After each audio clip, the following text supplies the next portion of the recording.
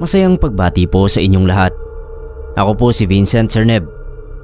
May karanasan ako na matagal nang nangyari. Taong 1995 pa. 25 ako noon.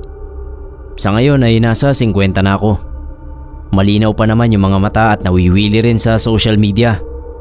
Ang kinawiwilihan ko ay yung pakikinig sa mga horror stories. Diyan talaga ako libang na libang. Noong 1995 nga ay meron akong nabuntis na babae, si Dana. Hindi ko siya girlfriend, magkaibigan lang kami, pero halata ko naman na meron siyang gusto sa akin. May isang kaibigan din siya na nagtraidor sa kanya at sinabi na gustong gusto nga niya ako. Maganda naman si Dana, Sir Neb, at mabait. Hindi pa siya nagkaka-boyfriend. Mula nang lumipat sila ng nanay niya sa lugar namin ay naging magkaibigan nga kami. Mga 5 years bago may nangyari sa amin nung mismong birthday ko pa. Ayun na nga, nabuo yung baby at kinailangan kong sumama sa kanila sa Mindoro para mamanhikan. Kami lang ng tatay ko. Mahal kasi yung pamasahe. Okay lang naman sa akin na si Dana ang mapangasawa ko. Sa tingin ko noon maswerte na ako dahil marami ang nanliligaw sa kanya at wala siyang pinansin sa kanila maski isa. Ako yung pinalad kahit hindi ko naman siya niligawan. First time kong makarating sa isang isla sa Mindoro. Doon kasi nakatira yung lolo at iba pang kamag-anakan ni Dana. Gusto rin ni Dana at nanay niya na doon ganapin yung kasal, na kinontra naman ng tatay ko. Hanggang sa mapagkasunduan, nasa Maynila ang kasal, pero doon kami maninirahan ni Dana sa Mindoro hanggang sa makapanganak lang siya. Tapos ay babalik kami sa Maynila. Unang tapak ko pa lang sa isla nila ay parang kinabahan na ako, lalo na nung makaharap ko yung lolo ni Dana na si Katonyo. Ayon kay Dana, ang lolo niya ay isang albularyo. Yun daw yung nilalapitan ng mga taga-isla para magpagamot. Wala kasing doktor sa isla nila. Meron pala, pero isang beses lang kung bumisita sa isla. Wala yung talagang residente roon. Kaya yung lolo niya ang naging takbuhan ng mga taga roon. Ang hindi ko lang maintindihan ay kung bakit natatakot ako sa lolo ni Dana. Pag tinitignan niya ako ay parang may ibang kahulugan yung tingin niya sa akin. Sinabi ko nga kay Dana, Sir Neb. Tinanong ko kung galit ba sa akin yung lolo Tonyo niya. Para kasing ang sama lagi ng tingin sa akin. Sabi naman niya ganun lang daw talaga tumingin ang lolo niya, pero mabait daw yun. Basta maging mabait lang din daw ako para makasundo ko siya. Matapos naming mamanhikan ay bumalik kami ng Maynila para doon magpakasal. Sumama yung lolo niya. Pero parang hindi rin namin siya kasama kasi laging nasa isang sulok lang. Hindi nakikihalubilo ni hindi nakikipag-usap kahit sa nanay at tatay ko. Basta nandoon lang siya kasama ng nanay ni Dana. Pagkatapos ng kasal ay hindi na muna kami umuwi ng Mindoro. Nagpalipas pa kami ng 1 linggo. Biyernes ng umaga yon sa pagkakatanda ko. Sa wakas ay nakita kong nakikipag-usap ang lolo ni Dana. Si tatay yung kausap niya. Mukhang nagkasundo sila sa manok. Hinihimas ni Lolo Tonyo yung manok na hawak ng tatay ko. Hindi ko dinig kung anong pinag-uusapan nila, pero malamang tungkol sa manok. Mahilig kasi yung tatay ko sa manok, Sir Neb. Katunayan ay meron siyang 10 alaga na nilalaban din niya sa sabungan.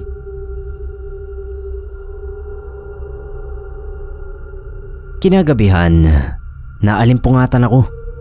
Hindi ko alam kung sa panaginip ko ba may narinig akong ingay o sa labas. Tulog na lahat ng mga kasama ko sa bahay.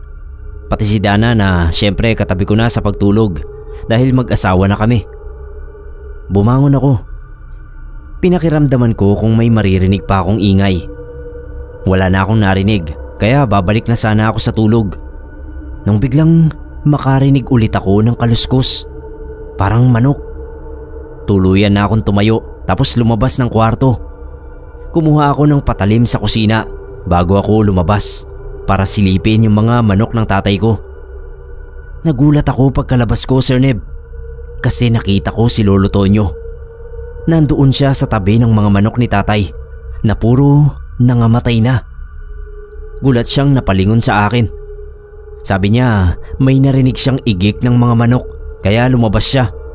At yun ang araw yung naabutan niya, yung mga patay na manok. Agad ding lumabas si tatay. Napamura siya nung makita yung nangyari sa mga manok niya. Tinanong ni Lolo Tonyo kung noon lang daw ba nangyari yon. Tumango ako. Dito nakakaw kami lumaki sa Maynila, pero ni minsan ay hindi pa namatayan ng manok si tatay. Napansin ko na may maliit na talsik ng dugo sa suot na puting t-shirt ni Lolo Tonyo sa bandang laylayan. At meron din akong nakita sa leeg niya. Tinanong ko siya kung saan galing yung dugo sa t-shirt at sa leeg niya. Tinignan niya yung nasa t-shirt. Kahit na maliit ay halata pa ring dugo at pinahid naman niya yung nasa leeg. Sabi niya natalsikan siguro kanina nung hawakan niya yung isa sa mga patay na manok. Kinabukasan, kitang-kita ko yung depresyon sa mukha ni tatay. Nilapitan ko siya tapos kinausap ko. Sabi ko wag siyang mag-alala.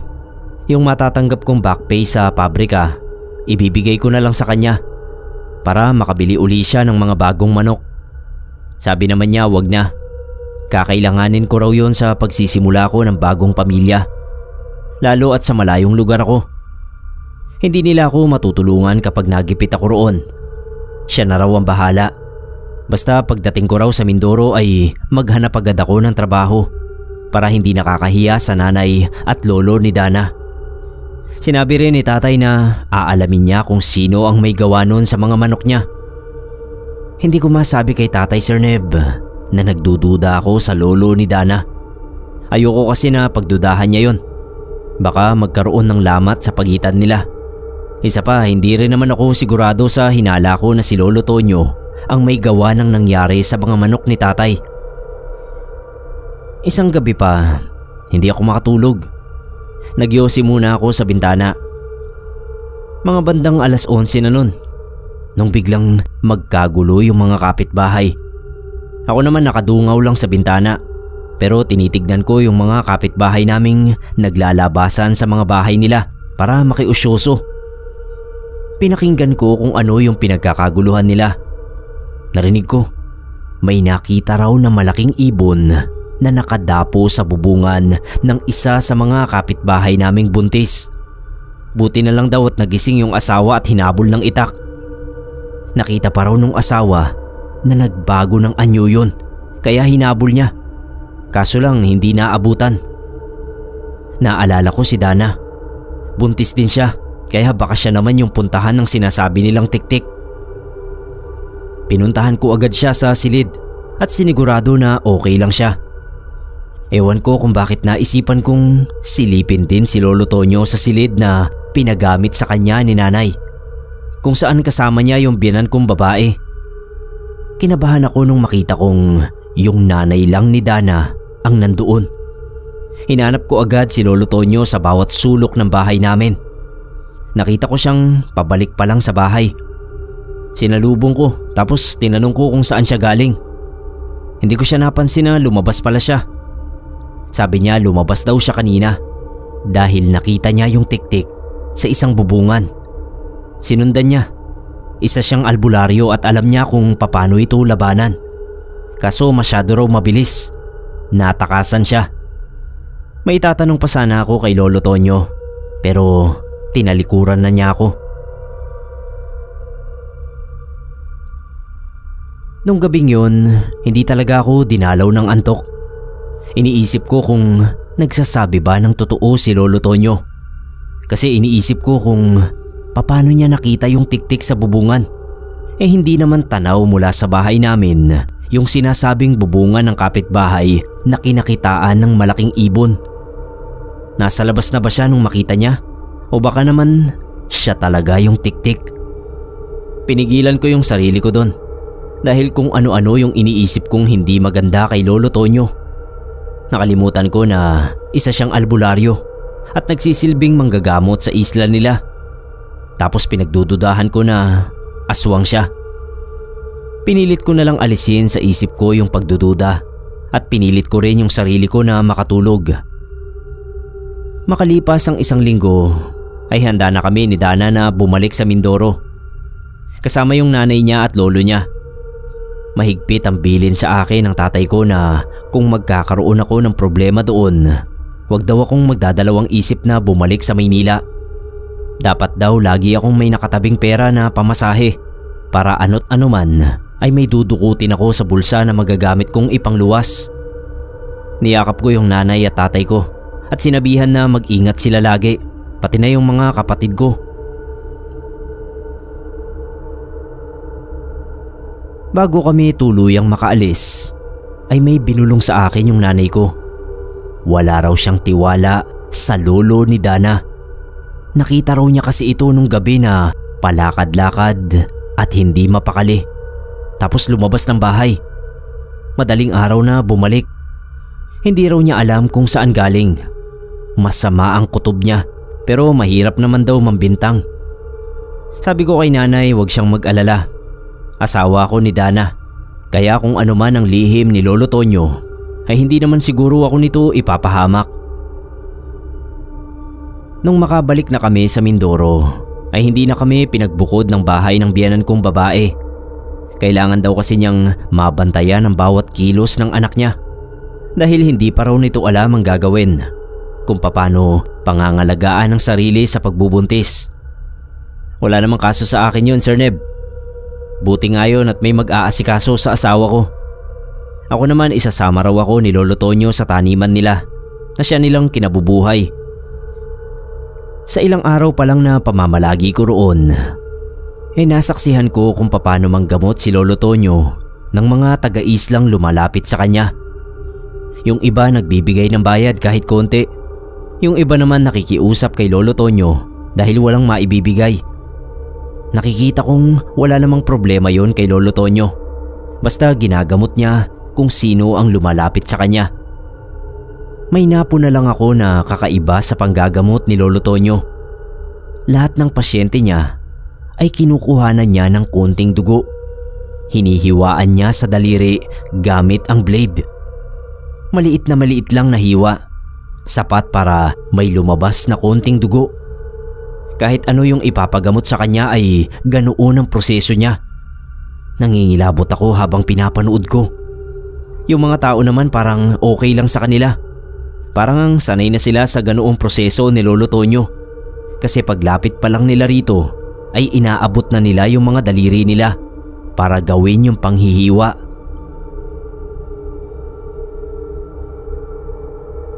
Dahil nahihiwagaan ako kaya tinanong ko si Dana kung bakit ganoon yung paraan ni Lolo Tonyo sa panggagamot.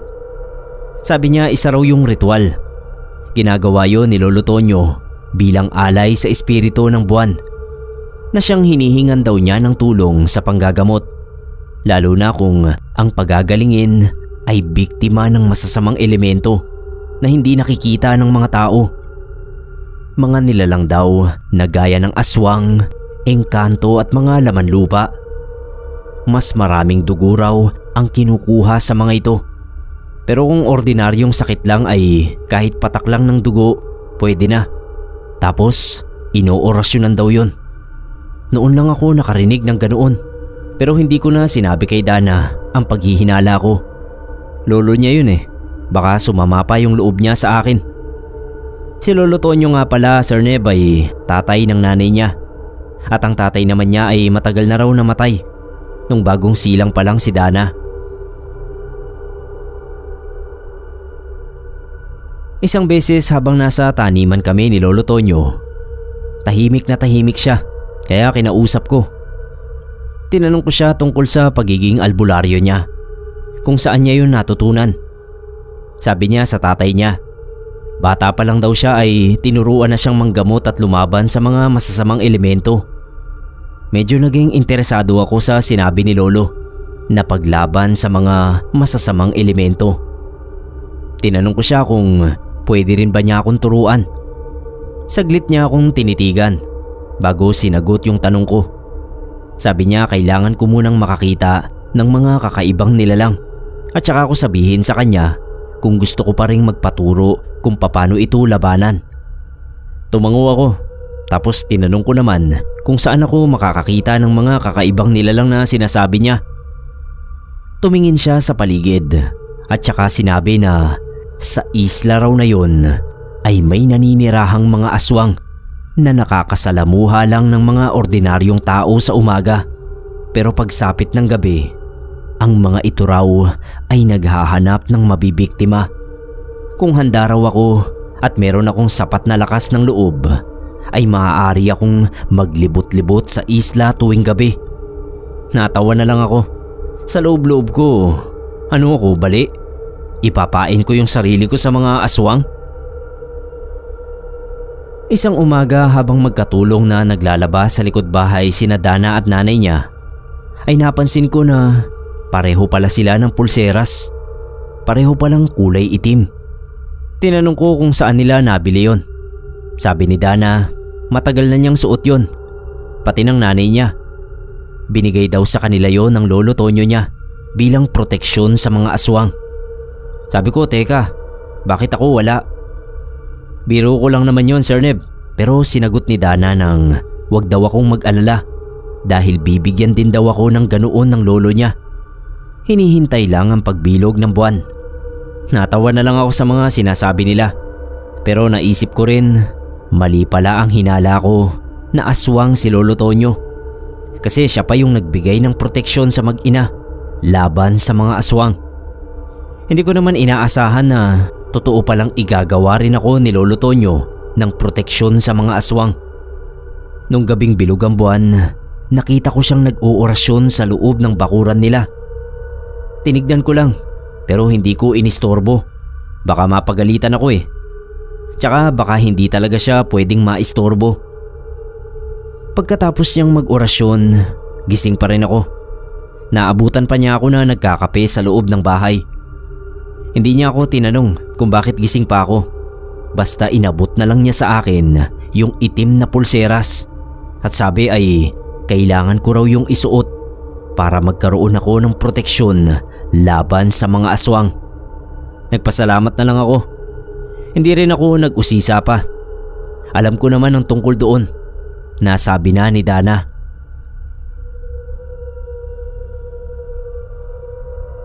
Isang gabi kakatapos lang namin maghapunan. Lumabas ako para manigarilyo. Paglabas ko ng pintuan ay may nakita akong isang lalaki na nakatayo sa harap ng bakuran. Nakatingin sa bahay.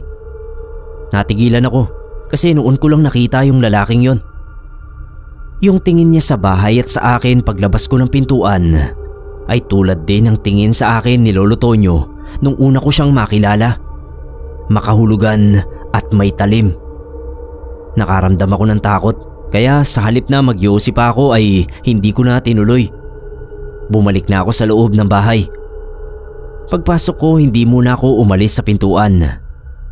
Nagpalipas pa ako ng ilang saglit at saka ako sinilip ng dahan-dahan kung nandoon pa rin yung lalaki. Nilapitan ako ni Dana. Tinanong niya kung sino yung sinisilip ko sa labas. Sabi ko ay yung lalaki na hindi ko kakilala. Nakatingin ka ako sa bahay. Baka naman daw kakilala nila o ng lolo niya. Baka hinahanap ang Lolo Tonyo niya para magpagamot. Naisip ko rin naman yon, Sir Neb. Kaso iba kasi yung dating sa akin nung lalaki. Nakakatakot. Isa pa, bakit hindi siya tumawag o kumatok kung si Lolo Tonyo nga talaga yung sadya niya? Tinanong ko si Dana kung nasaan ba si Lolo Tonyo. Sabi niya nandiyan lang daw sa labas. Baka naglilibot-libot na naman at naghahanap ng masasamang elemento. Minsan daw ay ginagawa talaga yon ng lolo niya. Nung magkasama ulit kami sa taniman, binanggit ko kay Lolo Tonyo yung tungkol sa lalaking nakita ko nung gabi. Natigilan din siya at saglit na nag-isip. Tapos sinabi niya sa akin na sa susunod na makita ko ulit ay iwasan ko raw. Isara ko agad yung pinto at bintana. Tinanong ko siya kung bakit. Sa tingin ba niya ay aswang yon? Hindi niya sinagot yung tanong ko. Basta sundin ko na lang daw ang sinabi niya. Iwasan ko raw ang kahit na sinong hindi ko kilala sa islang yon. Maya-maya ay isang babae ang lumapit kay Lolo Tonyo. Humihingi ng tulong. Mukha raw kasing nalason yung anak niyang binatilyo. Sinabihan ako ni Lolo Tonyo na manatili sa taniman. Pupuntahan lang daw niya yung binatilyo. Gusto ko sanang sumunod, Sir Neb. Gusto kong makita kung paanong gagamutin ni Lolo yung nalason. Kaso ayaw niya akong paalisin sa taniman. Hindi naman siya nagtagal. Bumalik din siya kaagad. Inusisa ko kung anong nangyari sa binatilyo. Napailing siya. Hindi raw yun nalason, kundi nayanggaw. Kaya mamayang gabi ay may aabangan na naman siyang aswang na lalabas sa hating gabi para maghanap ng mabibiktima. Sabi ko kay Lolo Tonyo, baka naman pwede niya akong isama. Gusto ko rin makakita ng tunay na aswang at kung paano niya ito lalabanan. Pero ayaw niya akong isama. Tsaka na raw. Hindi na ako nagpilit kasi nakasimangot na si Lolo. Tinanong ko na lang siya kung ano ba yung nayanggaw at ano ang gamot doon. Naiiling na sumagot si Lolo Tonyo. Aniya, ang nayanggaw ay yung kapag nakainom o nakakain ka ng may laway ng aswang sa ayaw mo at sa gusto. Para siyang virus na kakalat sa katawan mo at magiging tulad ka nila. Kung hindi pa nabubuo yung ibon o sisiw sa loob ng katawan, ay pwede pang magamot ng mahusay na albularyo o santigwar. Pero kung ito ay buo na o napisa na, wala nang magagawa pa, kundi kamatayan na lang ang makakapagsalba sa taong nayanggaw para hindi maging isang aswang. Natakot naman ako sa sinabi ni Lolo. Mahirap pala yung mayanggaw. Pagkatapos naming pag-usapan yon, ay natahimik siya. Tumigil din siya sa pag-aasikaso sa taniman. Parang malalim ang iniisip niya. Nanahimik na lang ako at pinagpatuloy yung pagbubungkal.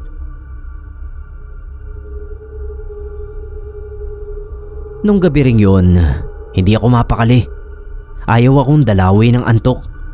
Paano ay iniisip ko si Lolo Tonyo. Alam ko kasi na lalabas siya sa gabing yon para huntingin yung binatilyong nayanggaw. Hindi ko alam kung anong balak niya rito at yun sana yung gusto kong matuklasan. Maya-maya ay bumangon ako. Tinignan ko yung katabi kong si Dana. Mahimbing na siyang natutulog nun. Lumabas ako ng silid namin. Hinanap ko si Lolo Tonyo. Nakasarado yung sarili niyang silid kaya hindi ko malaman kung nandoon ba siya o wala. Yung biyanan ko namang babae ay siguradong tulog na rin. Nagbanyo muna ako. Nung palabas na ako ng banyo ay nakita kong palabas din ng pintuan si Lolo Tonyo. Naging maingat ang sunod kong pagkilos. Sinundan ko si Lolo Tonyo. Parang alam na alam niya kung saan siya pupunta. Sa dalampasigan. Huminto siya sa tabi ng isang nakadaong na bangka. Sirang bangka yata yun. Tapos narinig kong may pinalalabas siya mula roon. Wala naman akong nakitang nakasakay sa bangka. Paulit-ulit yung pagsasalita ni Lolo Tonyo na parabang may pinipilit talaga siya na lumabas. Ilang saglit pa ay may unti-unti ngang lumabas mula roon. Isang binatilyo. Yun na siguro yung binatilyong sinasabi niyang nayanggaw. Paglabas niya sa bangka, nangilabot ako sa pinagtataguan kong puno. Iba kasi yung mata. Parang mata ng bulag. Yung puti lang. Tapos ang bangis ng mukha niya. Bigla niyang inatake si Lolo Tonyo. Tutulungan ko sana si Lolo, kaso naunahan ako ng takot. Kakaiba kasi yung lakas ng binatilyo. Parang tama si Lolo Tonyo na naging aswang ngayon. Wala naman akong nakitang pangil. Hindi ko rin nakita kung humaba ba yung kuko niya dahil medyo madilim sa dalampasigan. Pero yung bangis ng mukha niya at yung liksi ng kilos ay kitang-kita ko. Naghanap pa ako ng kahit anong pwede kong gamiting panlaban kung sakaling madamay ako. Pero wala akong makita sa paligid. Buti na lang at agad ding nakabawi si Lolo Tonyo. Nagulat ako kasi kakaiba rin yung lakas niya. Nakaya niyang ibalibag yung binatilyo. Pero may isa pa akong kinabigla, Sir Neb. Nung makita ko yung mukha ni Lolo Tonyo. Parang katulad din ng mukha ng binatilyo.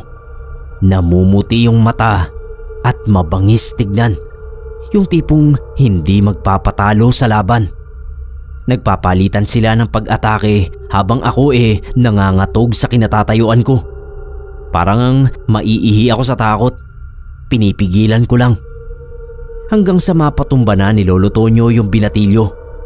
Ako naman hindi pa rin makagalaw sa puno na pinagtataguan ko. Lumuhod si Lolo Tonyo sa harap ng nakahandusay na katawan ng binatilyo. Parang may binubulong siya na hindi ko maintindihan. Ewan ko kung nag-oorasyon ba o nagdarasal. Hindi ko na inintindi. Tinakasan ko na lang yung senaryong yon. Nung medyo makalayo na ako, ay tsaka ako tumakbo pabalik ng bahay. Sana lang ay hindi malaman ni Lolo Tonyo ang ginawa kong pagsunod sa kanya. Yan ang dinadasal ko habang pauwi ako noon. Nung makauwi na ako at makahiga sa tabi ng asawa ko, lalo nang hindi ako makatulog. Parang dumikit sa utak ko yung eksena habang naglalaban si Lolo Tonyo at yung binatilyong nayanggaw. Paulit-ulit ko ring nakikita sa isip ko yung pagbagsak ng binatilyo. Kahit nakahiga na ako ay ramdam ko pa rin yung panginginig ng katawan ko sa takot. Noon lang naman kasi ako nakasaksi ng ganoon sa tanang buhay ko.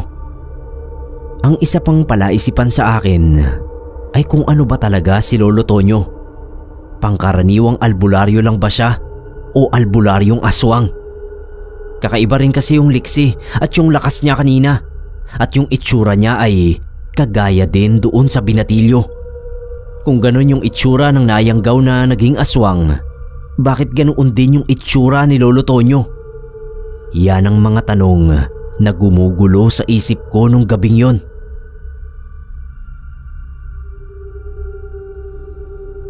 Kinabukasan nag-aalmusal na kami, pero tulog pa rin si Lolo Tonyo. Hindi ko magawang sarilinin yung nakita ko kagabi, kaya sinabi ko rin kay Dana.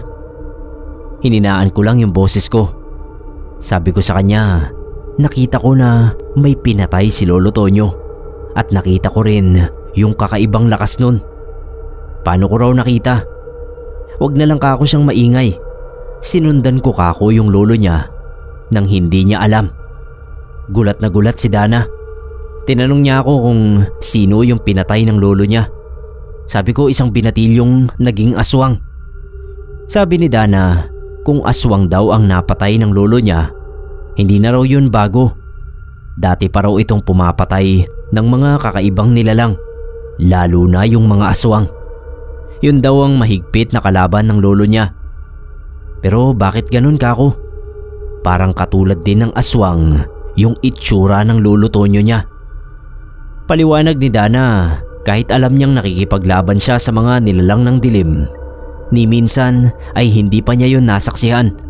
Kaya hindi niya alam kung anong klaseng itsura ang sinasabi ko.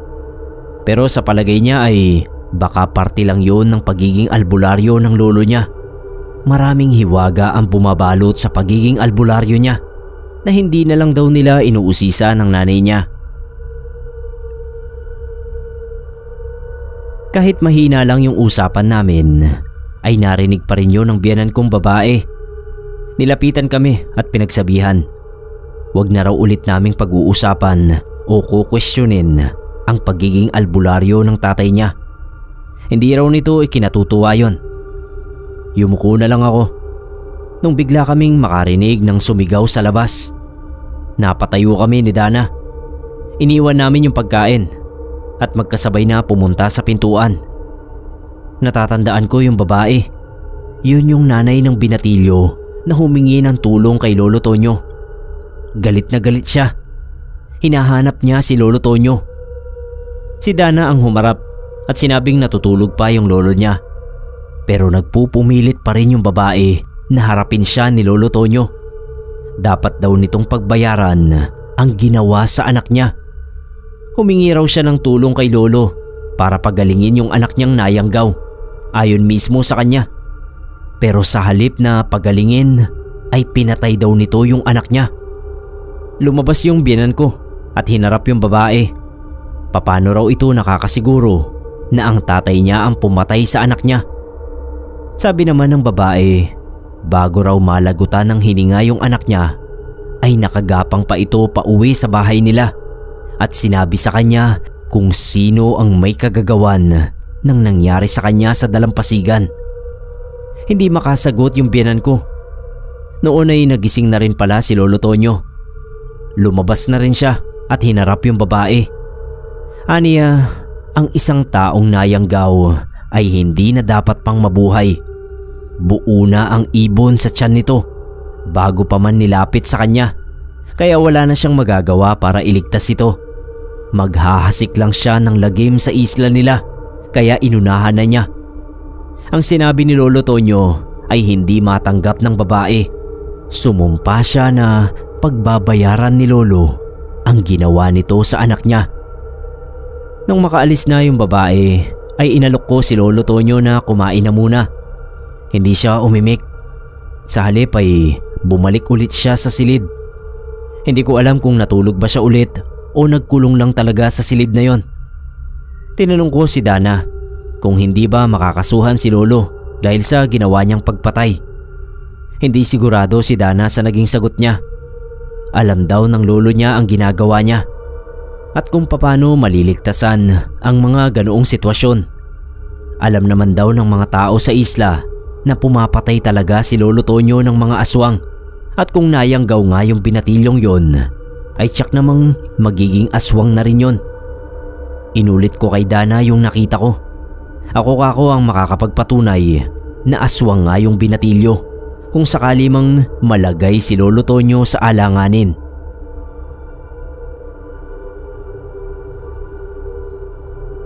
Mga ilang araw ang lumipas matapos yung pagsugod ng babae sa bahay ni Lolo. Naging matamlay siya. May mga pagkakataon na nakikita ko siya na namimilipit sa sakit ng tiyan. Isang beses ay nilapitan ko. Nakahawak siya ng mariin sa dingding habang yung isang kamay ay nakahawak naman sa tiyan niya. Nagkakandangiwi yung mukha niya sa sakit. Tinanong ko kung anong nangyayari. Baka kailangan na namin siyang dalhin sa doktor. Pero naalala ko, siya nga pala yung nagsisilbing doktor sa islang yon. Malayo rin yung ospital. Tatawid pa ng isla. Sabi ni Lolo Tonyo, wag ko raw siyang intindihin. Maya-maya lang ay mawawala rin daw yung sakit. Siya na raw yung bahala sa sarili niya. Pinuntahan ko si Dana sa silid namin. Sinabi ko sa kanya yung nangyayari kay Lolo Tonyo. Nagbuntong hininga lang si Dana at sabi niya ganyan daw talaga ang lolo niya noon pa man. Ayaw nang pinapakialaman kapag may iniinda. Pero napapadalas na kako yung pagsakit ng tiyan ni Lolo. Naisip ko baka pinapakulam na siya ng babaeng galit na galit sa kanya.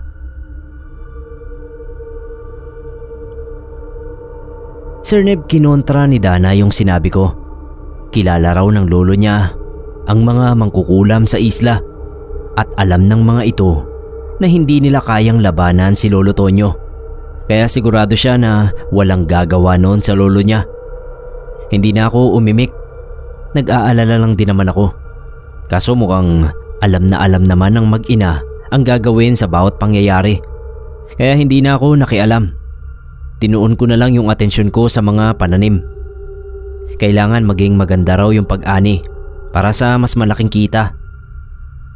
Yung mga pananim na yon ay dadalhin namin sa ibang lugar para maibenta. Sa tingin ko, hindi na rin sumasapat yung kita ko ron. Kaya nagsabi ako sa asawa ko na ano kaya kung sumama ako sa pangingisda ng kapitbahay naming si Mang Dionisio. Kasi nung isang araw lang ay nakakwentuhan ko siya. Tapos sabi, kung may oras daw ako ay sumama ako sa kanya sa pangingisda tuwing madaling araw. Minsan naman daw ay gabi. Kahit papano ay makakatulong din yun sa panganganak ng asawa ko. Hindi naman kumontra si Dana. Ako raw ang bahala. Basta tulungan ko pa rin daw yung nanay at lolo niya sa taniman. Pinuntahan ko agad si Mang Dionisio para sabihin na pinayagan ako ng asawa ko na sumama sa pangingisda. Natuwa naman yung matanda at sabi ay sasabihan daw niya ako kung anong oras kami papalaot. Habang magkausap kami ni Mang Dionisio, nakita ko na naman yung estrangherong lalaki na nakita kong nakatingin sa bahay namin. Hindi ko maiwasan na mag-isip kung ano ba yung pakay niya sa amin. Ngayon na padaan siya ay tumingin na naman sa bahay namin. Kalapit lang ng bahay ni Mang Dionisio yung sa amin, kaya nakita kong nakatingin yung lalaki. Tinanong ko si Mang Dionisio kung kilala ba niya yung lalaking yon. Medyo malabo na yung mata ng matanda, kaya inaninag niya muna ng mabuti at saka sinabing parang nakita na rin daw niya. Hindi lang niya matandaan kung saan. Basta ang sigurado niya ay hindi yun talaga taga-isla. Baka dayo lang. Isang hapon na maulan, abala kami ni Lolo Tonyo sa taniman. Sabi niya magandang pagkakataon daw yun para sa mga gulay namin. Huwag lang totodo ang lakas ng ulan na tulad sa bagyo. Nung biglang sumulpot yung babaeng nanay ng binatilyo, nanlilisik yung mga mata niyang nakatingin kay Lolo. Napatayo ako. Kinalabit ko si Lolo tapos tinuro ko yung babae. Napailing na lang siya at sinabihan yung babae na umuwi na. Lumalakas na yung ulan, wala pa naman siyang dalang payong.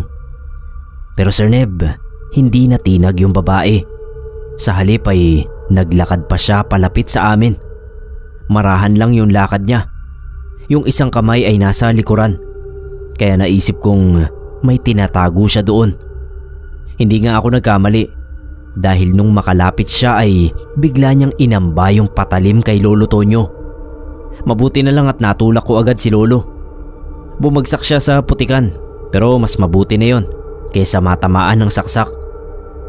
Sinubukan kong awatin yung babae, kaso malakas siya. Dala siguro ng galit. Mas lalo pa siyang nanggigil na mapatay si Lolo Tonyo. Sinisigaw niya na magbabayad daw si Lolo sa ginawa nito sa anak niya. Hindi naman natakot si Lolo. Nagawa niyang agawin yung patalim sa kamay ng babae. Ako naman ay nahawakan ko sa magkabilang braso yung babae, kaya nahirapan na siyang gumalaw. Sabi ko kumalma lang siya. Hindi naman kako yun gagawin ni Lolo ng walang dahilan. Tanggapin na lang niya ang nangyari. Sabi ko pa, ano bang mas pipiliin niya? Yung mamatay yung anak niya o mabuhay siya na isang aswang? Pati kako siya ay pwede nitong mabiktima. Hindi nakaimik yung babae. Maski si Lolo Tonyo ay nawalan din ng imik. Pare-pareho kaming basang-basa ng ulan nung mga sandaling yun. Nagpumiglas yung babae sa pagkakahawak ko. Tapos ay umalis na siya. Kami naman ni Lolo, hindi ko alam kung ilang minuto rin kaming nakatayo pa rin doon. Nung gabing yun, habang nakahiga na kami ni Dana, pinag-usapan namin yung nangyari sa taniman. Sa tingin ko kako ay hindi na ulit guguluhin ng babaeng yon si Lolo. Naiintindihan ko naman yung pinanggagalingan ng galit niya. Pero siguro naman sa nangyari kanina, baka naintindihan na rin niya kung bakit nagawa ni Lolo yon. Nasa kalagitnaan kami ng pagkukwentuhan nung biglang sumakit yung tiyan ni Dana. Tumayo agad ako tapos tinawag ko yung binan kong babae. Pinuntahan naman niya yung asawa ko. Pinuntahan din kami ni Lolo Tonyo. Sabi niya wag daw kaming magbubukas ng bintana sa kwarto.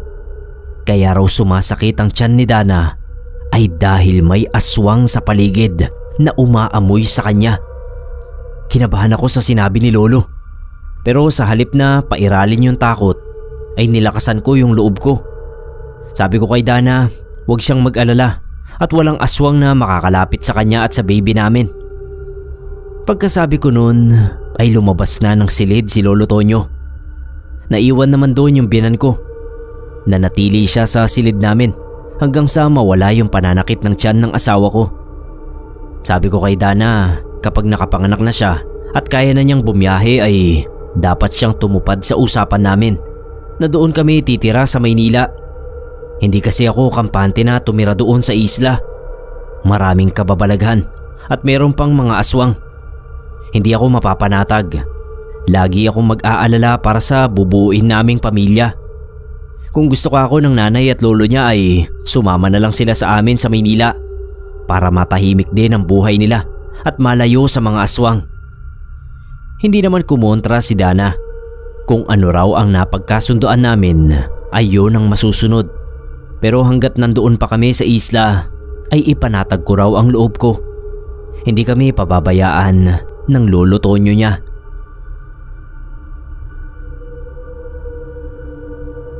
Isang beses ay pauwi na kami ni Lolo Tonyo galing sa taniman nung bigla kaming harangin ng isang grupo ng mga kalalakihan.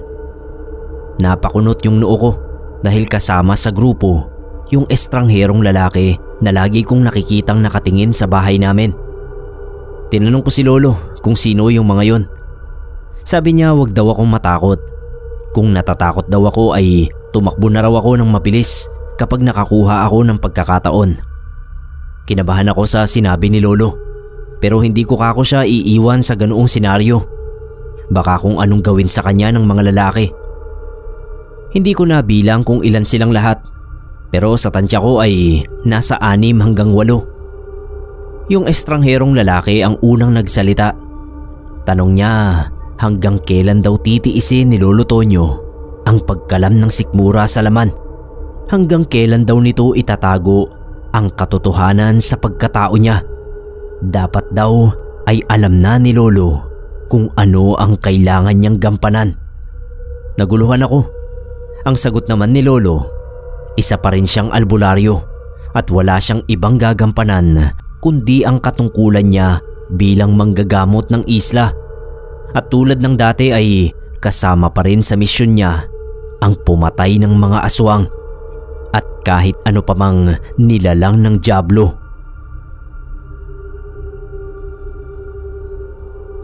Habang nagpapalitan sila ng salita, ako naman ay palipat-lipat ang tingin sa kanila. Sabi pa nung isa sa mga lalaki, wala na raw magagawa si Lolo. Hindi magtatagal at yayakapin din ito ang pagiging aswang. Pakiramdam ko noon, Sir Neb, ay sabay na nanlaki yung mga mata at ulo ko sa narinig ko. Si Lolo Tonyo, aswang? Sagot naman ni Lolo, hinding-hindi niya kailanman yayakapin ang pagiging aswang. Sinisiguro niyang hindi siya mananatili sa sumpang yon. Hanggang sa medyo nagkainitan sila ng mga lalaki. Nagsimulang kumilos ang mga ito at pinalibutan kami ni Lolo Tonyo. Sabi ni Lolo Tonyo, tumakbo na ako. Iligtas ko raw ang sarili ko. Pero matigas yung ulo ko, Sir Neb. Hindi pa rin ako umalis kahit nangangalog na yung tuhod ko sa nerbiyos. Dinadalangin ko nga na sana ay may mga tao na mapadaan para mapigilan ang namumuong tensyon. Parang dininig naman agad ng Diyos yung panalangin ko dahil nakita kong parating si Mang Dionisio kasama yung iba pang mangingisda. Kaya yung mga lalaki ay isa-isang naglakaran palayo.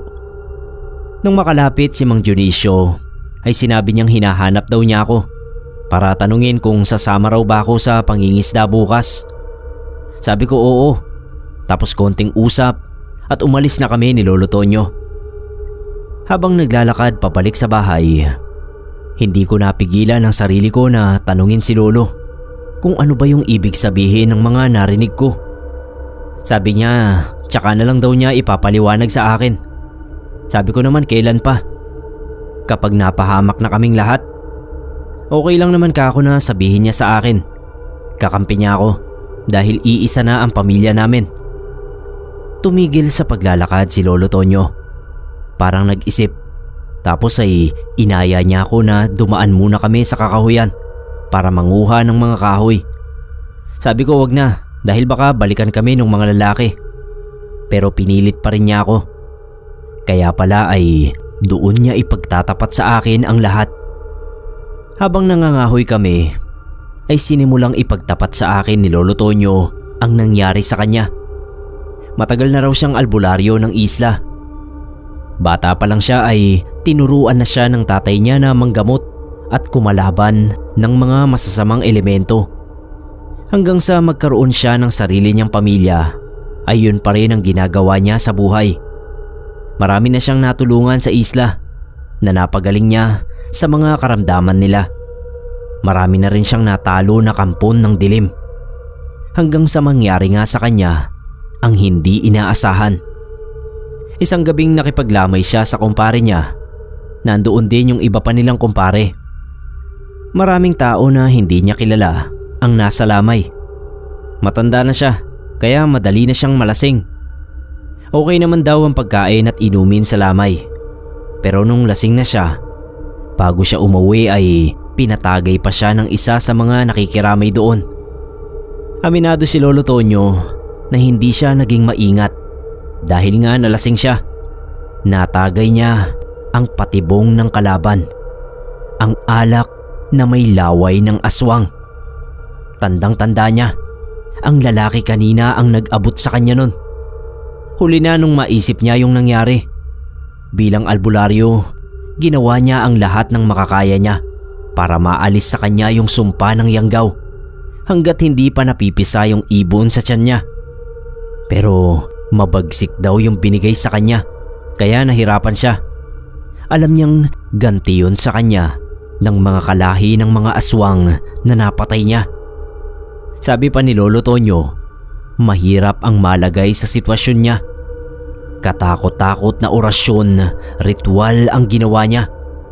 Bagamat nakokontrol niya yung pagiging aswang, ay hindi pa rin maiwasan na may mga pagkakataon na sinusumpong siya. Napakahirap daw. Kaya nung makita na niya yung sitwasyon ng binatilyo ay minabuti na niyang wakasan ang buhay nito kesa magdusa rin daw sa sumpa ng yanggaw. Hindi niya alam kung hanggang kailan niya ito kakayanin. Hindi rin niya sigurado kung makakagawa pa siya ng gamot na magpapabalik sa kanya sa normal. Patuloy siyang naghahanap ng paraan. Pero wag daw akong mag-alala dahil nagawa naman niya yung pulseras na magpoprotekta sa amin ng asawa ko at biyenan ko. Tinanong ko si Lolo kung alam ba nila Dana ang kalagayan niya. Umiling siya. Hindi niya alam kung paano ito ipapaliwanag sa kanila. Alam niya kasi na matatakot at mag-aalala ng husto ang mga ito. Sana raw ay wag ko nang sabihin sa iba ang tungkol sa lihim niya. Hindi ako makaimik.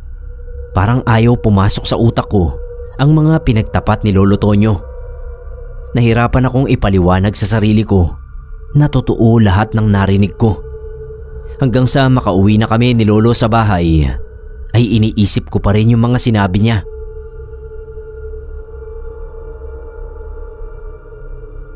Nung nasa bahay na kami, ay para akong natutulala. Yung isipin ko lang na may makikita akong aswang, natatakot na ako. Yun pa kaya na kasama namin mismo sa bahay.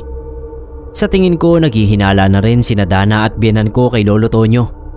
Hindi lang nila makumpirma. Kung hindi nangyari yung pagharang sa amin ng grupo ng mga lalaking aswang, tsak na hindi rin naman aamin sa akin si Lolo. Kung meron mang gabi na sobra akong hindi mapalagay, yun ang gabing yon. Ang unang beses na nalaman kong aswang si Lolo Tonyo. Mabuti na lang at isa siyang albularyo. Nagawan pa niya ng paraan na makontrol kahit papano ang bagsik ng yanggaw sa katawan niya. Pero papano kung hindi na niya makayanan tulad ng kinatatakutan niya? Sir Neb, yun ang inaalala ko.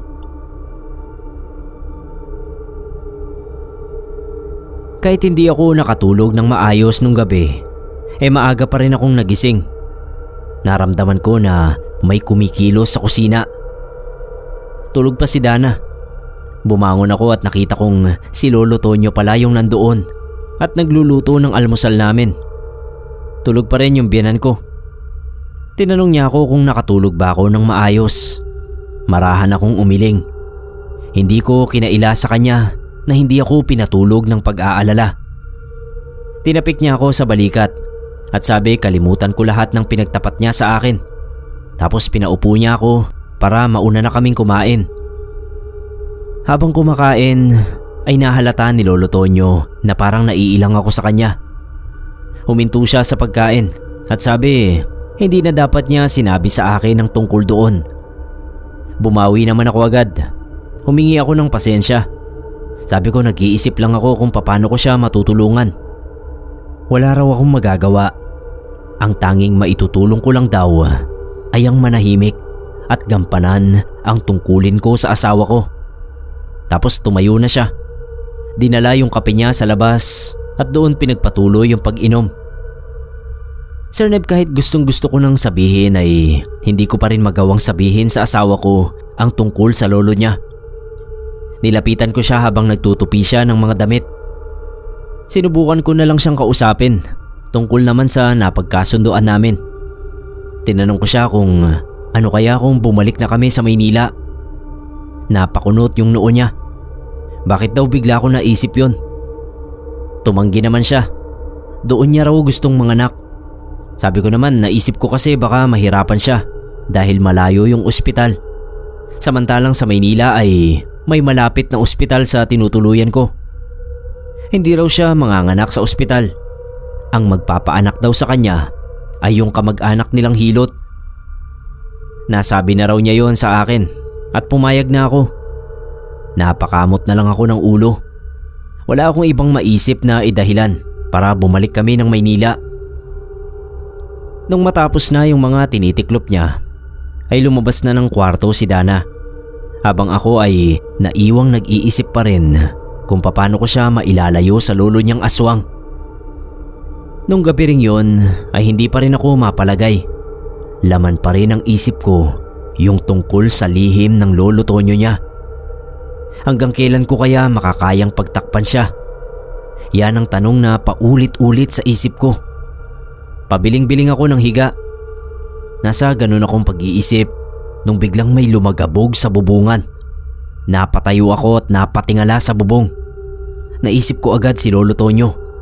Baka nasaan yung aswang siya at baka mamaya ay pati yung apo niya ay gusto na niyang aswangin. Hindi ko kasi alam kung sa mga pagkakataon na inaatake siya ng sumpang yon ay nakakakilala pa siya. Natatakot ako sa isipin na baka pati asawa ko at anak ay mabiktima niya. Pinakiramdaman ko kung may lalagabog pa sa bubong. Hinintay ko. Mabuti na lang at wala na. Kinumutan ko si Dana at chinek kung naayos ko ba yung pagkakasara ng bintana bago ako nahiga ulit sa tabi niya.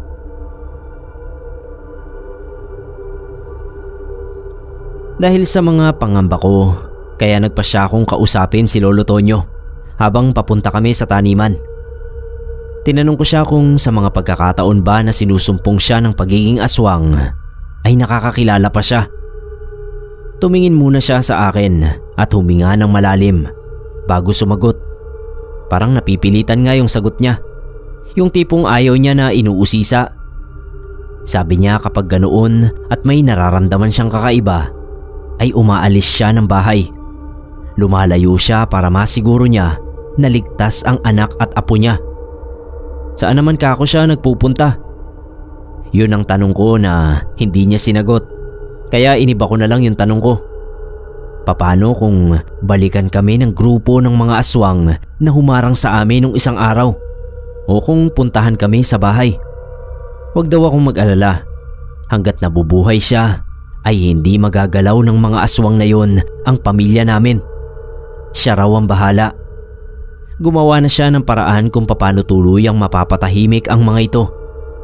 Sinabihan din niya ako na wag na akong masyadong maraming tanong. Medyo nakampante naman ako sa sagot ni Lolo na hanggat nabubuhay siya ay hindi magagalaw ng mga aswang na kalaban niya ang pamilya namin. Sa totoo lang kasi iba na yung takot na nararamdaman ko. Iniisip ko kung nagawa ng mga aswang na yon na yang gawin ng isang albularyo, paano pa kaya ang pangkaraniwang tao? Napapaisip tuloy ako kung ilang tao na kaya ang nabiktima nila sa pangyayanggaw para maging kauri nila. Habang nasa taniman kami ay naging tahimik si Lolo Tonyo. Kung dati na siyang tahimik ay mas lalo pa nung araw na yon. Parang ang lalim ng iniisip niya. Nung pauwi na kami, palingon-lingon ako. Nag-aalala ko na bigla na naman kaming harangin ng grupo ng mga aswang. Kahit umaga kasi malaya silang nakakapaglakad sa daan. Hindi gaya ng mga vampira na takot daw sa sinag ng araw. Yung mga aswang siguro ay baliwala lang yun sa kanila. Araw at gabi, pwede sila sa daan. Swertihan na lang nila kung makakatsyempo sila ng magandang pagkakataon para atakihin ka o biktimahin ng panlilinlang nila. Napansin ni Lolo Tonyo na panay ang lingon ko. Nagulat pa ako nung tapikin niya ako sa balikat at sinabi na ayos daw ang ginagawa ko na maging alerto. Kailangan ko raw yon sa lahat ng oras.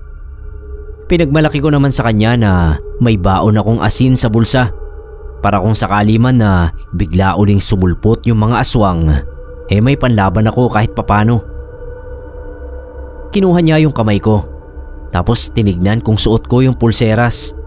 Sabi ko hindi ko hinuhubad yon. Tama raw yon. Dahil yun lang ay sapat na. Hindi ko na kailangan ng asin o bawang. Tapos nauna na siyang naglakad sa akin. Ako naman sa likuran niya ay napapalingon ulit at nakaramdam na naman ng takot. Lalo na nung biglang lumakas yung hangin. Pakiramdam ko bigla na lang maglalapagan yung mga aswang sa harap at likod namin. Kaya binilisan ko na rin yung paglalakad. Nung sumama ako kay Mang Dionisio sa pangingisda, naisipan kong itanong sa kanya yung tungkol sa yanggaw. Kung totoo ba ako yun o may nabalitaan na ba siya. Sir Neb mabilis naman niyang sinagot ang tanong ko. Sinabi niya na marami na siyang nabalitaan na nakaranas nun. Naging interesado ako sa sagot niya. Inusisa ako kung anong mga nalaman niya tungkol doon. Marami na raw na yanggaw sa islang yon. At kahit saang lugar naman meron talaga. Pero ang nababalitaan niya sa mga naging biktima bigla na lang silang nawawala. Naglalaho na parang bula. Hindi na nakikita ng pamilya. Siguro raw ay pinipili na lang na lumayo.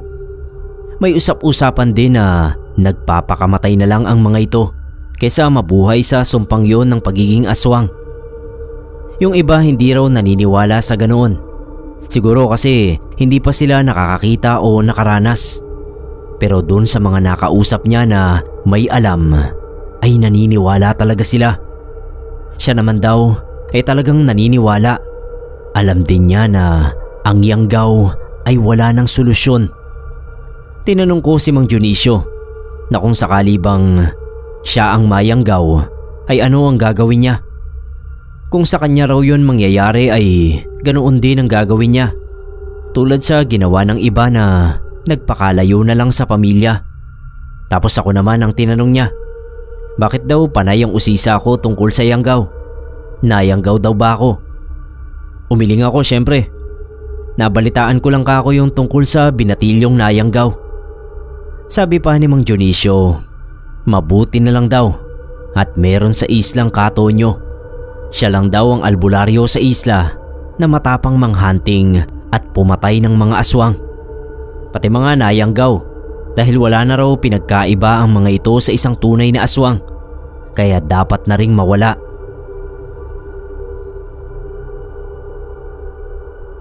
Habang pauwi ako mula sa pangingisda ay naisip ko yung usapan namin ni Mang Dionisio.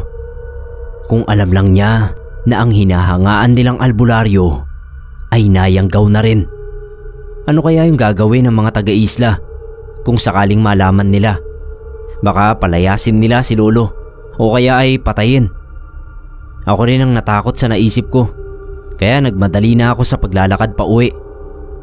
Hindi ko pa rin maiwasan na makiramdam sa pag-aalalang ako naman ang targetin ng mga kalabang aswang ni Lolo dahil nakita nilang kasama niya ako. At syempre alam nila na pamilya na ako ni Lolo. Ligtas naman akong nakarating sa bahay. Nadatnan ko yung biyanan ko na nagluluto. Hinanap ko si Lolo Tonyo. Nagpapahinga raw sa silid. Si Dana naman ay nasa banyo. Dahil kami lang ng biyanan ko sa kusina, kaya natanong ko siya kung hindi ba siya natatakot sa mga aswang. Siyempre naman daw natatakot din, pero may kahinaan din naman daw ang mga ito. Ang importante lang ay alam mo kung paano sila lalabanan. Bakit ko raw na itanong? Sabi ko nag-aalala ako para kay Dana. Kasi minsan nakakarinig ako ng mga kalabog sa bubungan. Baka inaaswang na pala yung asawa ko ay hindi ko pa alam. Siya rin daw naririnig yung ingay na yon, pati mga kaluskos sa tabi-tabi. Pero normal na raw yun sa mga buntis. Talagang lapitin sila ng mga aswang dahil mabangong mabango ang amoy ng sanggol sa mga ito. Basta wag ko lang daw kakalimutan ang mga bilin niya na ilagay ko sa higaan naming mag-asawa, yung garapon ng asin at mga bawang.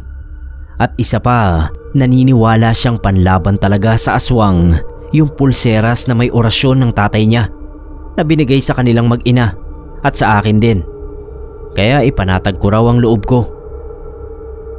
Hindi ko masabi sa binan ko, Sir Neb, na ang aswang na kinatatakutan namin ay kasama namin mismo sa bahay. Mga bandang 1:00 ng madaling araw nung maalimpungatan ako. Nakarinig na naman kasi ako ng ingay sa bubungan namin. Kinakabahan ako na baka mamaya ay si Lolo Tonyo na yung nasa bubong. Tumayo ako. Ang bala ko ay kukunin ko yung itak na nakasabit sa dingding sa may kusina. Paglabas ko ng kwarto, nagkagulatan pa kami ni Lolo Tonyo. Paano palabas din siya ng kwarto niya. Tinanong ko siya kung bakit siya bumangon. Narinig din ba niya yung narinig kong ingay sa bubong? Sinenyasan niya ako na huwag maingay.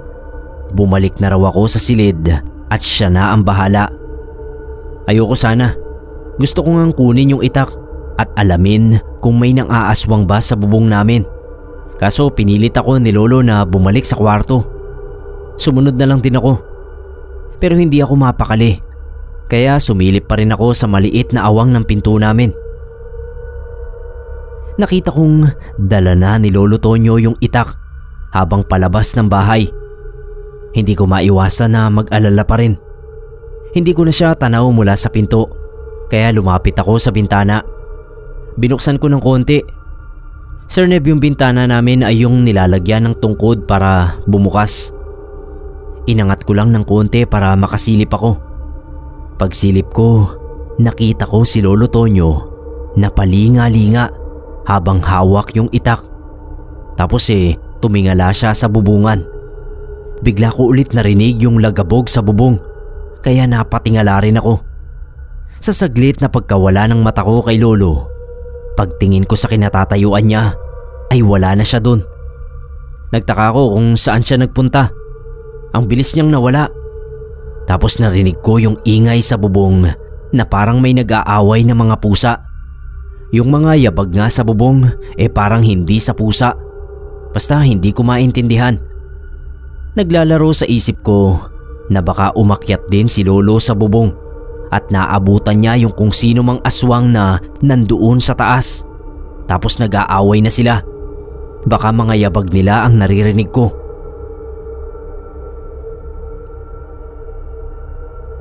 Dahil sa pag-aalala ko sa nangyayari, kaya lumabas ulit ako ng kwarto. Wala na yung itak sa dingding, na kay Lolo na, kaya yung kutsilyo na lang sa kusina ang kinuha ko. Nagdalawang isip din naman ako na lumabas dahil syempre natatakot din ako. Kaya lang baka kung anong mangyari kay Lolo. Kung lalabas ako at mabubulabog yung aswang na kalaban niya, baka tumakas na ito. Sa ganoong paraan man lang ay matulungan ko si Lolo Tonyo. Nagpasya na akong lumabas.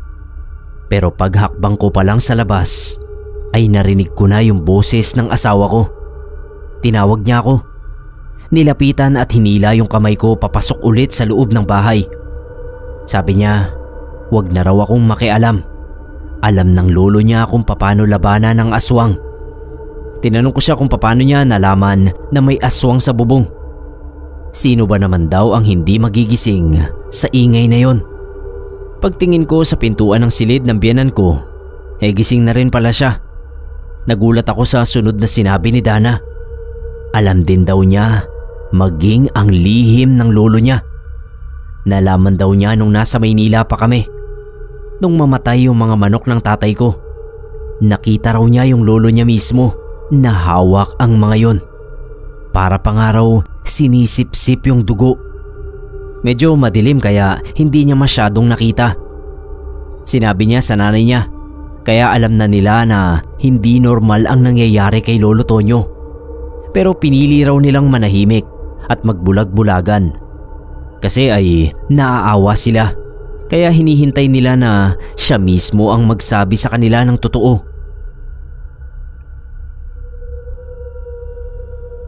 Hinala raw nila ay nagsimula yon nung makipag-inuman si Lolo sa lamay ng kumpare niya. Lasing na lasing daw kasi siya. Napansin nila yung kakaibang kilos niya, maging sa sumunod na mga araw at gabi. Nakita nila yung malaking pagbabago. Sa totoong araw ay yung proseso nito ng panggagamot na paghihiwa sa daliri ay mula lang din nang mangyari yun. Hanggang sa makasanayan na lang ng mga nagpapagamot sa kanya. Yung tiktik sa bubungan nung nasa Maynila, hinala nila ay si Lolo Tonyo rin yun. Sa mga sandaling yon, nasa dulo na halos ng dila ko yung pagtatapat na totoo nga ang hinala nila. Kaso Sir Neb, hindi ko talaga masabi-sabi. Naaawa ako kay Lolo Tonyo. Ayokong sirain yung tiwala niya sa akin. Ayaw niya kasing ipaalam sa dalawa at kahit kanino man. Buti na lang talaga at napigilan ko yung sarili ko.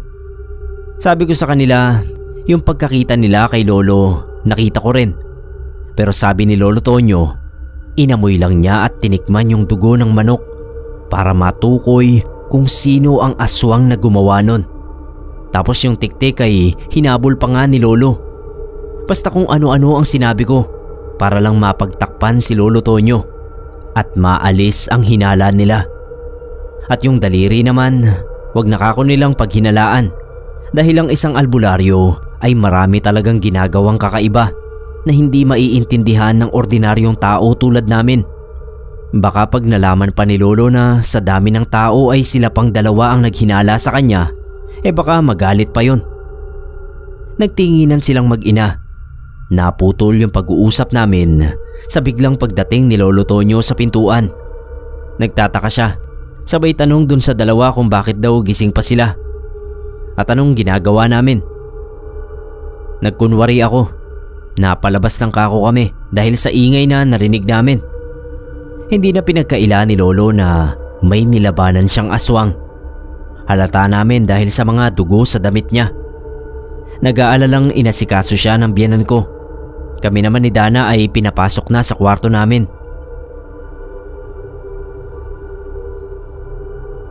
Nagtatalo sa isip ko nung mga panahon na yon na gusto ko na sanang umalis sa isla para sa kaligtasan ng mag-ina ko.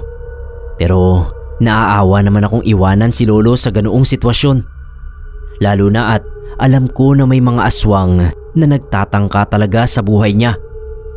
Yung ginawa na lang nila kay Lolo na pangyayanggaw ay isang malaking paghihiganti na sa ginagawa ni Lolong pagpatay sa mga kalahi nila. Para bang pinaranas talaga nila kay Lolo Tonyo kung paano maging isang tulad nila, kung gaano kahirap. Hanggang isang gabi ay dumating ang kinatatakutan kong muling pag-atake ng mga aswang na kalaban ni Lolo. Nasa taniman pa kami at hindi pa nakakauwi nung biglang sumulpot sa likuran namin yung grupo ng mga aswang. Pero sa pagkakataong yun, 3 lang sila. Hinawakan ko ng mahigpit yung kalaykay. Si Lolo naman parang gigil na hinarap niya yung mga yun. Talaga raw bang hinahamon nila siya? Nagulat ako nung magsalita yung isa sa mga lalaki sa lengguwaheng hindi ko maintindihan. Nung unang paghaharap nila ay naiintindihan ko naman yung mga sinasabi nila. Tapos si Lolo nagsalita rin ng ganoon. Kaya nalito ako. Tapos ayun na, hindi ko na napigilan yung gulo. Naunang umatake yung lalaking nasa likod. Hindi naman nagpatalo si Lolo Tonyo. Kita ko rin yung bangis niya. Ang bangis ting makipaglaban. Yung isang lalaki, ako naman ang pinunteriya. Buti na lang nakita ko agad. Kaya ginamit ko yung kalaykay para mapigilan siya sa paglapit sa akin. Kaso Sir Neb, parang hindi naman siya masyadong naapektuhan. parang sa bata lang ang lakas ko kumpara sa kanya. Nagawa niya akong ibalibag sa putikan. Sinangga ko ng kamay ko yung muli niyang pag-atake sa akin. Nabitawan ko na kasi yung kalaykay. Nagulat ako nung bigla siyang umatras. Nakatingin siya sa pulseras ko. Dahil sa pag-atras niyang yon, humanga ako kay Lolo Tonyo. Ibig kasing sabihin ay talagang may bisa yung pulseras na binigay niya sa aming tatlo. Tumalab sa aswang na para siyang natakot. Isa pang kinagulat ko ay nang makita kong napabagsak na ni Lolo yung dalawang aswang na kinalaban niya. Kaya yung isang natira na natakot sa pulseras nagtatakbo na palayo. Tumakas na. Kaya lang marami ring sugat na tinamo si Lolo. Kita ko yung sobrang panghihina niya. Sabi ko susubukan ko siyang dalhin sa ospital. Pero tumanggi siya. Umuwi na raw kami. Kailangan lang daw niyang magpahinga. Yun na nga yung ginawa ni Lolo, Sir Neb. Kahit papano ay nakabawi siya ng lakas. Awa ng Diyos ay nakaraos naman sa panganganak yung asawa ko. Nung maisilang yung bata, kinarga siya ni Lolo Tonyo. Pero saglit lang. Tapos binigay na ulit sa biyanan ko. Tinawag ako ni Lolo sa labas ng bahay. Tapos doon niya ako kinausap. Sabi niya, ingatan ko raw yung mag-ina ko. Pati raw yung biyanan ko ay huwag kong pababayaan. Kinamusta ko yung lagay niya. Sabi niya huwag ko na raw alalahanin. Alam niyang hindi pa tapos ang laban niya sa mga aswang at sa sarili niya bilang aswang din. Pero kakayanin niya. Basta yung bilin niya sa akin ang intindihin ko. Wala na raw siyang ibang mapagkakatiwalaan kundi ako lang. Sir Neb, hindi ko maintindihan si Lolo kung bakit niya sinasabi sa akin yon. Na para bang namamaalam siya. O dahil alam niyang babalik na kami sa Maynila ngayong nakapanganak na si Dana. Pero syempre hindi naman kami agad-agad makakaluwas. Kailangan pang makabawi ng asawa ko ng lakas niya mula sa panganganak. At saka hindi pa rin pwedeng ibiyahe yung bagong silang. Kinabahan tuloy ako sa bilin ni Lolo. Pagkatapos naming mag-usap ng masinsinan, mga ilang araw lang ang lumipas ay nawala si Lolo Tonyo. Sanay naman kami na bigla-bigla na lang siyang umaalis. Pero hindi na talaga siya bumalik. Hinanap namin siya ng biyanan ko sa iba't ibang lugar doon. Pero walang makapagsabi sa kinaroroonan niya. Pati nga yung mga nagpapagamot sa kanya ay hinahanap din siya. Muntik pang mabinat yung asawa ko sa pag-aalala sa lolo niya. Pero hindi ko pa rin nagawang ipagtapat sa kanila ang totoong kalagayan ni Lolo Tonyo na posibleng dahilan ng paglayo niya. Naalala ko yung sinabi ni Mang Dionisio na karamihan sa nabiktima ng yanggaw bigla na lang naglalaho. Sinasadyang lumayo sa pamilya nila. Baka yun ang ginawa ni Lolo kaya inihabilin na sa akin yung mag-ina ko, pati na rin yung biyanan ko. Huwag naman sana yung isa pang sinabi ni Mang Dionisio na nagpapakamatay. Nadurog talaga yung puso ko noon para kay Lolo Tonyo dahil alam kong mabuti siyang tao at albularyo. Dahil sa gawain niya bilang albularyo, kaya nalagay ang buhay niya sa ganoong sitwasyon. Hanggang sa makabalik na kami ng Maynila, ay hindi pa rin bumalik si Lolo Tonyo. Pero bago kami umalis noon, ay nag-iwan ako ng sulat na kung sakaling maisipan niyang bumalik, alam niya kung saan kami nakatira. Hindi kami magdadalawang isip na tanggapin siya.